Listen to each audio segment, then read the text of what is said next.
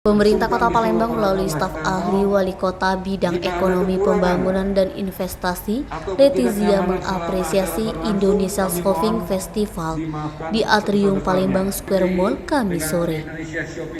Indonesia Shopping Festival yang berlangsung 11 hingga 21 Agustus 2022 digelar oleh Asosiasi Pengelola Pusat Belanja Indonesia.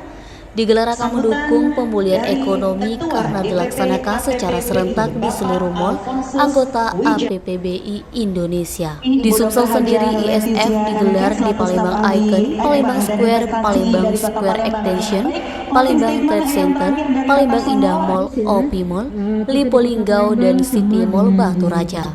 Kegiatan ini merupakan kegiatan yang sangat positif dilaksanakan, ya, mengingat sekarang COVID juga sudah melandai, Kota Palembang sudah level 1 dan kita harapkan dengan kegiatan ini akan memacu. Nabah Sumeko TV melaporkan.